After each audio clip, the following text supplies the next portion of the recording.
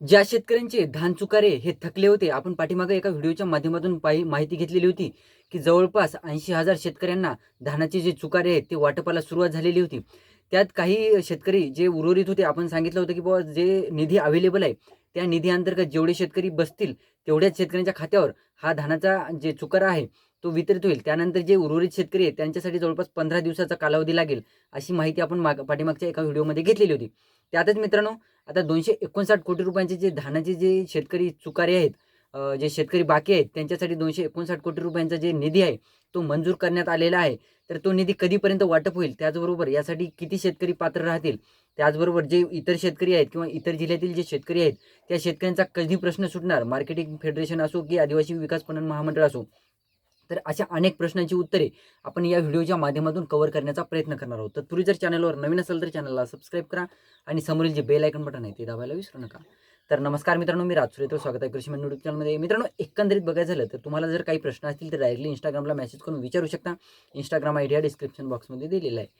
तर एकंदरीत बघायचं झालं, जे शेतकरी आपण पाठीमागं बघितलं होतं, मला वाटतं 309 कोटी रुपयांचा काहीतरी निधी अवेलेबल झालेला होता. त्या अंतर्गत गोंदिया असो, त्यानंतर चंद्रपूर, गडचिरोली या जे जिल्हे आहेत या जिल्ह्यातील शेतकऱ्यांच्या खात्यावर, बॅकग्राऊंड व्हॉइसला इग्नोर मारा, तर या जिल्ह्यातील शेतकऱ्यांच्या खात्यावर धानाचे जे चुकारे, ज्या शेतकऱ्यांनी धानाची विक्री केलेली होती किंवा जे शेतकरी धानाच्या चुकाऱ्यासाठी पात्र होते अशा शेतकऱ्यांच्या खात्यावर धानाचे जे चुकारे आहेत ते वितरित होणं सुरू झालेले. तो मागच्या टप्प्यामध्ये बरेच शेतकऱ्यांच्या खात्यावर जवळपास गोंदिया जिल्ह्यातूनच मला वाटते 80,000 शेतकरी हे पात्र झालेले होते, परंतु 80,000 शेतकऱ्यांच्या खात्यावर हे धानाचे जे चुकारे आहेत ते वितरित झालेले नव्हते.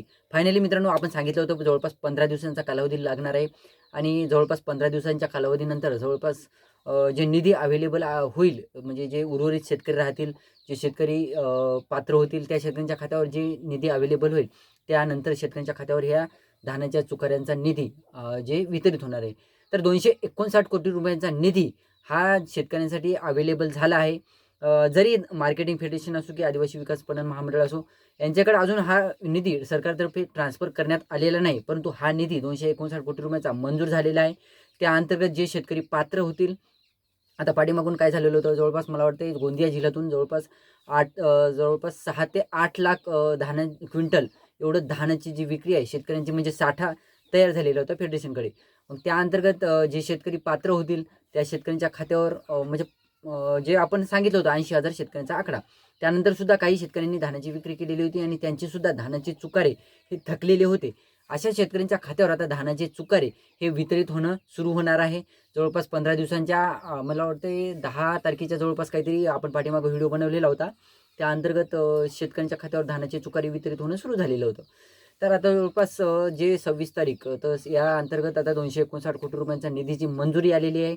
हा निधी मार्केटिंग फेडरेशनकडे ट्रान्सफर केल्याच्या नंतर, आदिवासी विकास महामंडळ असो की मार्केटिंग फेडरेशन असो, तर यांच्याकडे ट्रान्सफर केल्याच्या नंतर जे धानाचे चुकारे थकलेले होते अशा शेतकऱ्यांच्या खात्यावर हा धानाचा आता म्हणजे एक्झॅक्ट डेट सांगायची झाली तर तुम्हाला वाटेल की बाबा आज 26 तारीख आहे, 1 ते 2 दिवसामध्ये हा धानाचे चुकारे हे तुमच्या खात्यावर वितरित होतील, परंतु नाही. तर मार्चमध्ये हे तुमचे धानाचे जे चुकारे आहेत, मला वाटते धानाचे जे चुकारे आहेत ते मार्चच्या पहिल्या आठवड्यात जमा होण्यास सुरुवात होऊ शकते, 10 तारखेच्या जवळपास. कारण 1 महिन्याचा कालावधी लोटलेला आहे, लोटणार आहे अगोदरच्या टप्प्यासाठी आणि या टप्प्यासाठी. तर जवळपास मार्चच्या 10 तारखेच्या जवळपास हा धानाचा चुकारे जे आहेत ते थकलेले जे चुकारे शेतकऱ्यांच्या खात्यावर वितरित होण्याला सुरुवात होणार आहे. तर अतिशय आनंदाची बातमी आहे. ज्या शेतकऱ्यांनी धान विक्री केलेली होती, शेतकरी प्रतीक्षेत होते, अशा शेतकऱ्यांना ही दिलासादायक बातमी ठरणार आहे. तर ही होती छोटीशी माहिती धान चुकाऱ्यासंबंधित. धान बोनसविषयी सुद्धा आपल्याकडे महत्त्वाची अपडेट आलेली आहे, ते सुद्धा आपण नेक्स्ट व्हिडिओमध्ये कव्हर करण्याचा प्रयत्न करणार आहोत. तत्पूर्वी जर चॅनलवर नवीन असाल चॅनलला सबस्क्राईब करून ठेवा, जेणेकरून इतर माहितीसुद्धा तुम्हाला लवकरच अपडेट मिळत जाईल. व्हिडिओ आवडला असेल तर लाईक करा, चॅनलला सबस्क्राईब करा आणि जास्तीत जास्त शेतकऱ्यांपर्यंत पोहोचवण्याचा प्रयत्न करा. धन्यवाद.